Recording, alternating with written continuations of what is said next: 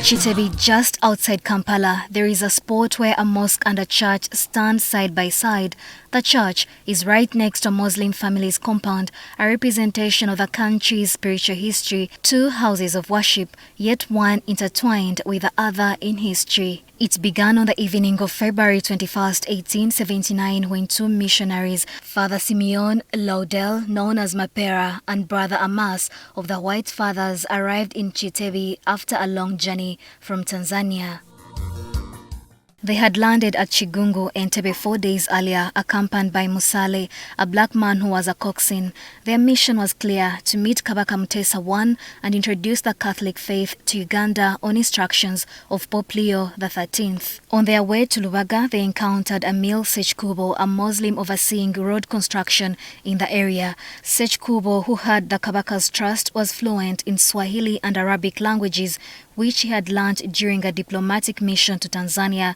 This made him a bridge between cultures. Despite being a devout Muslim, Ssekikubo welcomed the missionaries, offering them shelter, herbal remedies for malaria, and space to rest. Under a 100-year-old mango tree, which is still standing, the trio would rest during the day. A group of huts that were in this spot served as sleeping quarters. In this home, we met Ssekikubo's granddaughter, Nusula Namtebi, now 74 years old. Namtebi remembers the detailed story of what happened as told to her by her grandmother, Amina Naseje, who was there at the time. Bamukuba kiboko bali abambowa nga bagamba. When my grandfather arrived at Lubaga, he was beaten. People thought that during his time in Tanzania, he had conspired with the whites to overthrow the kingdom. He tried to explain that the missionaries had good intentions. Fortunately, the cacique at the time was a friend of his. He intervened and asked the others to give him a chance to explain himself. Intrigued yet cautious, the Kabaka instructed Ssekikubo to host the missionaries for 2 weeks as the Royal Council, also known as Ruchiko, debated their fate. Musale, too ill to travel, remained behind and never met the Kabaka. After the council approved, the Kabaka granted the missionaries land in Nabulagala, a place that was then forested, filled with mosquitoes and wild animals. The judge mchala yangaba nti ekyababeza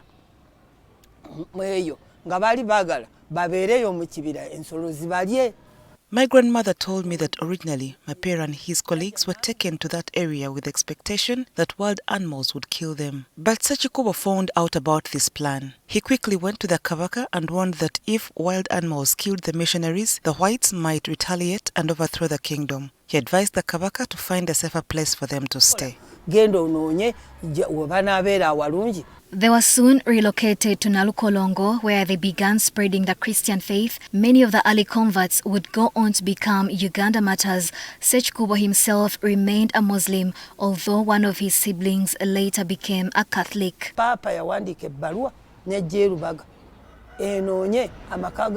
Because way back, the Pope wrote a letter to Lubaga asking them to locate the family of Ssekikubo, the man who had hosted Mapeera and Amans. Mapeera himself had written to the Pope praising Ssekikubo's kindness. As a result, Cardinal Sobga visited our family along with the white man.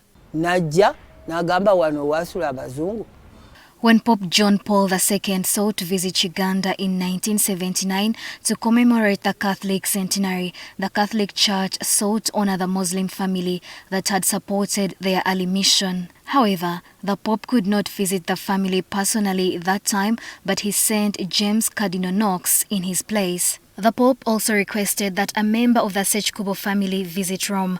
Nusula Namtebi, Ssekikubo's granddaughter, was chosen. She traveled to Rome, where she was gifted a certificate. Namtebi met the Pope, who gave her gifts and money for her community back home. However, upon her return, her father Musa Ssekikubo declined the money, expressing his wish for a mosque to be built instead. Later,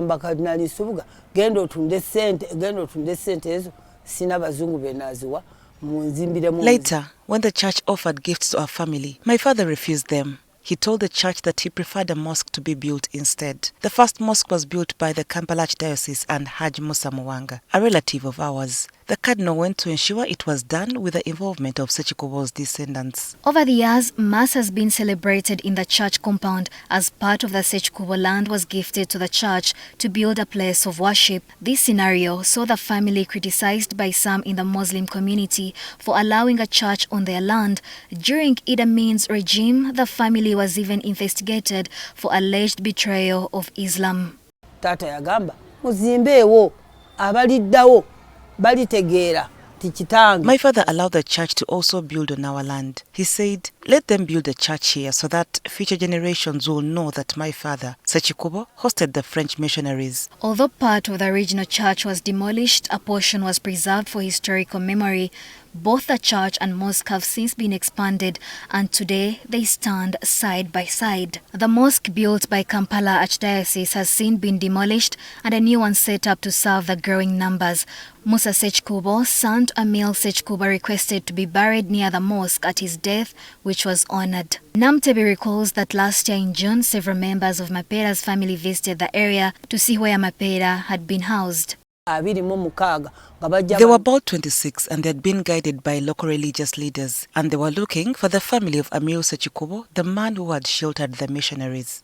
The government has since declared the site a historical and tourist attraction, putting a signpost to mark its importance. Still, the family says many promises made to them remain unfulfilled.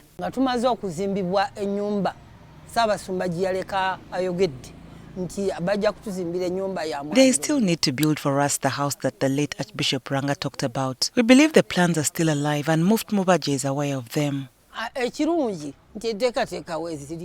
Namtebi says back in the days, their family was honored by the Buganda kingdom. Obwakabaka bwa Buganda tewaliyo atunyikiza okunyikiza amaka gano.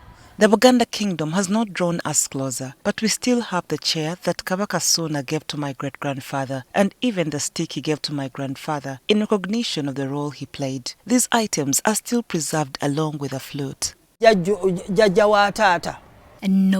at Kunda, NTV News.